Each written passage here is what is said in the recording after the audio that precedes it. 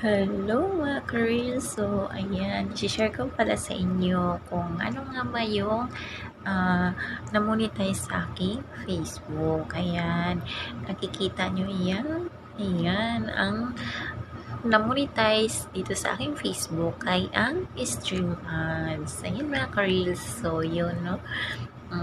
Product impact, stream ads, yan. You're able to earn money with stream ads. Ano nga ba yung stream ads? Yung stream ads, yun yung gagawa ka ng mga video, tapos may ads yan na kusang lalabas kapag ikaw ay monetize dito sa stream ads. Ayan, yung mga overlay ads or sa mga nasa huli, madalas nasa dulo po talaga siya ang mga ads. So, ganun lang po yung mga ka-reels, tsaka stars. So, ang stars, hindi naman po mahirap ma-monetize sa stars. So, matagal na po talaga yung stars ko, pero wag po tayong umasa sa stars kasi tao lang yan ang magpapasahod sa atin.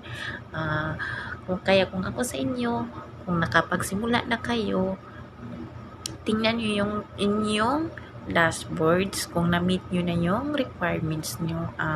Ang kailangan nyo lang gagawin dyan ay i-push nyo magka 5,000 followers. Ayan. Pag naka 5,000 followers na po kayo, saka nyo na po trabahuin ang inyong watch hours na need nyo po.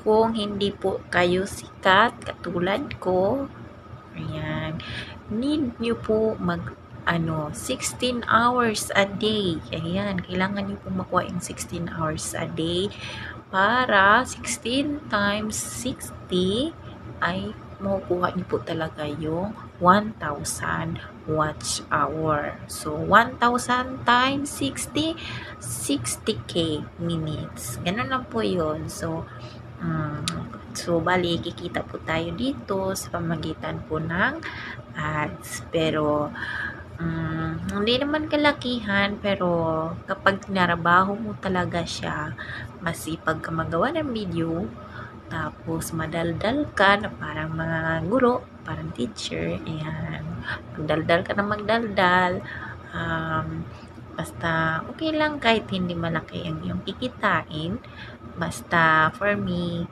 happy na ako na monetize na ako dito sa stream ads. So, sana magkakaroon ng earnings. Ayan, sa ngayon po may earnings pero 0.02